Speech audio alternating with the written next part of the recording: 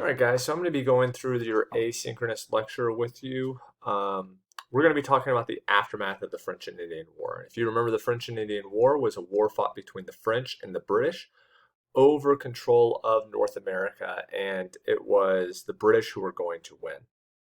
The fallout is going to be two major things. The first is going to be negative treatment for Native Americans, and the second is going to be an end of salutary neglect by the British and beginning of enforcement of taxation. So let's go ahead and get into it. With the French and Indian War aftermath, the first thing that you need to know is that Native Americans are going to get a very short end of the stick. Even though Native American nations fought in this war the same way that the French and British fought in it, they did not even have a seat at the table for a treaty.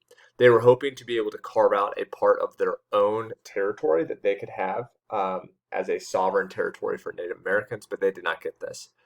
Not only did they not get that, but they are also going to begin to have um, no protection from the French against the British.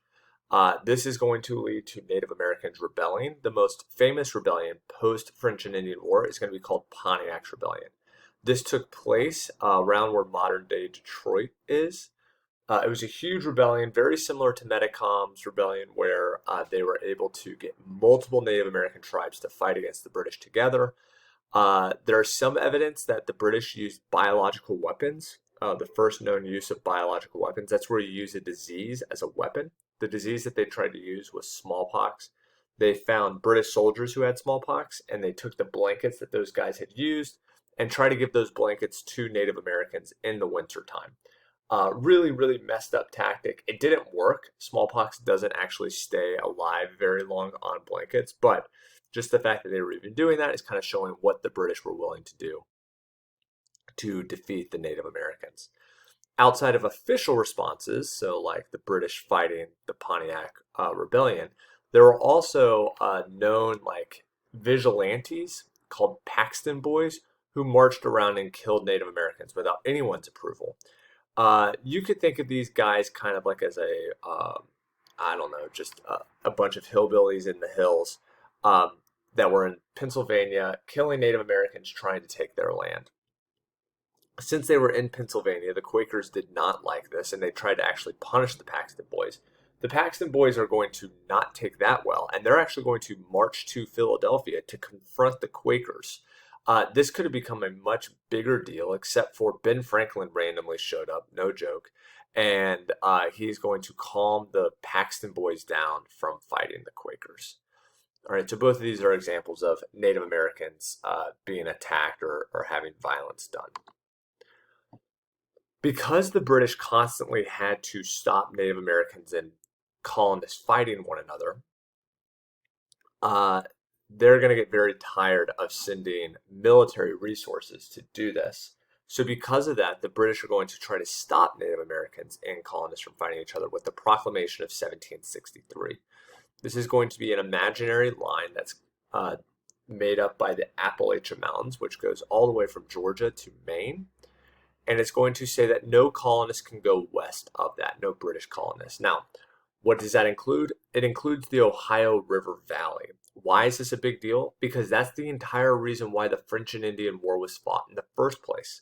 So now the entire reason for why the French and Indian War was being fought, the colonists are not allowed to take, and Great Britain is now stopping them from doing this instead of the French. And who are they siding with in this? They're siding in their eyes with Native Americans.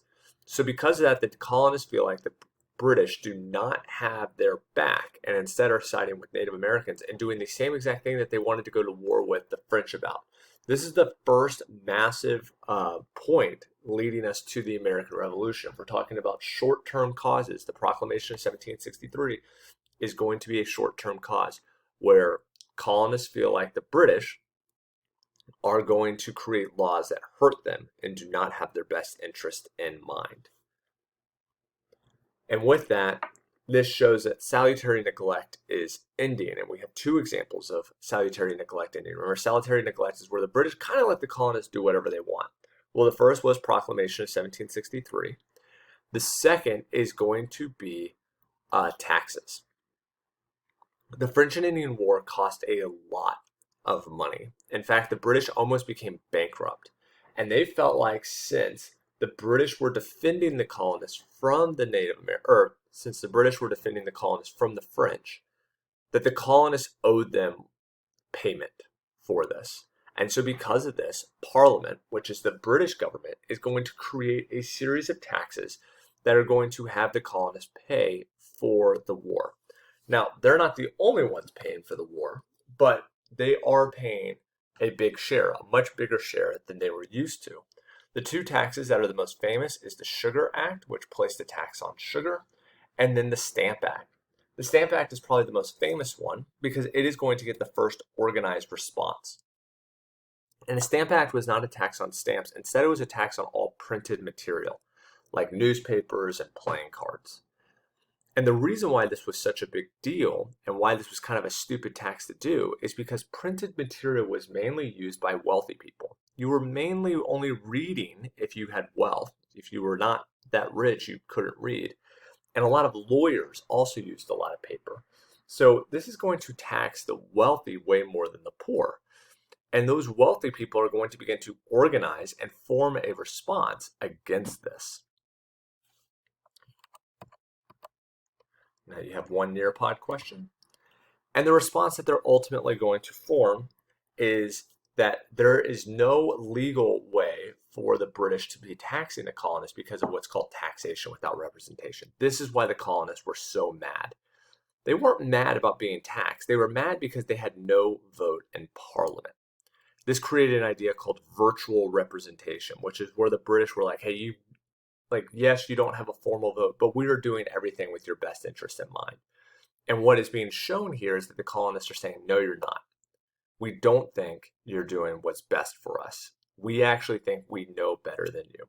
This is kind of like when a student or a child becomes self-aware and they begin to question their parents' decisions of thinking, I used to think maybe my parent had my best interest at heart, but what if they don't? Are we sure that they have our best interest at heart? That kind of self-awareness is what the colonists are going to be thinking, because taxation without representation is a pretty flawed idea. I mean, if you think about it, it's kind of like, let's say that I asked all freshmen this year who should pay senior dues next year. And let's say that the freshmen said the sophomores should pay senior dues next year. It's a crazy example. But sophomores would have no vote in that, and now they have to pay somebody else's senior dues. That doesn't seem fair. So because of that, why colonists are so upset about being taxed is because they have no representation in the British government that is creating these taxes. And they feel like there is no way that they are being properly represented and that these taxes are going to continue to hurt them unfairly. You have one more Nearpod question after this, and then you're done.